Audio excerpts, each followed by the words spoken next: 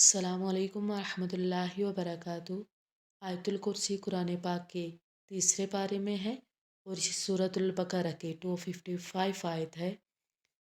حدیث میں آیت الکرسی کے بارے میں کہا جاتا ہے کہ سیدنا ابو ہریرہ رضی اللہ سے روایت ہے کہ انہوں نے کہا آپ صلی اللہ علیہ وآلہ وسلم نے مجھے صدقہ فطر کی نگہبانی پر مقرر فرمایا تھا۔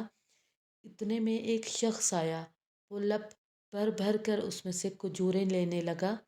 میں نے اس کو پکڑ لیا اور میں نے کہا میں تجھ کو ضرور رسول اللہ صلی اللہ علیہ وآلہ وسلم کے پاس لے جاؤں گا، چھوڑوں گا نہیں۔ پھر انہوں نے پورا قصہ کیا تو وہ کہنے لگا ابو ہریرہ جب تو سونے کے لیے بچھونے پر جائے تو آیت الکرسی پڑھ لے، صبح تک اللہ کی طرف سے تجھ پر ایک نگہبان فرشتہ مقرر کر دیا جائے گا اور تیرے پاس شیطان نہ بھٹکنے پائے گا۔ ابو ہریرہ رضی اللہ نے یہ بات نبی کریم صلی اللہ علیہ وآلہ وسلم سے بیان کی تو آپ صلی اللہ علیہ وآلہ وسلم نے فرمایا اگرچہ وہ بڑا جھوٹا ہے مگر یہ بات اس نے سچ کہی ہے، وہ شیطان تھا۔ یہ صحیح بخاری کی حدیث ہے۔ حدیث میں ایک اور جگہ ارشاد ہوتا ہے کہ رسول اللہ صلی اللہ علیہ وآلہ وسلم نے فرمایا جو شخص ہر نماز کے بعد آیت الکرسی پڑھتا ہے اسے جنت میں جانے کے لیے موت کے سوا کوئی بھی چیز مانع نہیں ہے۔ یہ سنن نسائی کی حدیث ہے۔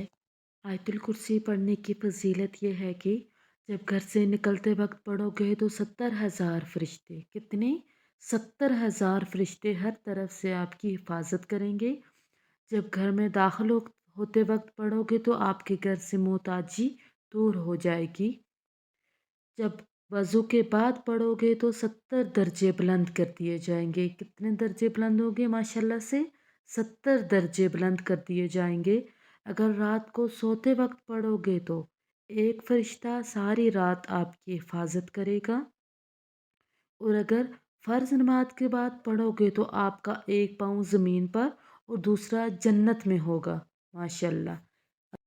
اب آئیں ہم آیت الکرسی تلفظ کے ساتھ پڑھتے ہیں تاکہ ہمیں آیت الکرسی پڑھتے ہوئے تلفظ کی غلطی نہ ہو۔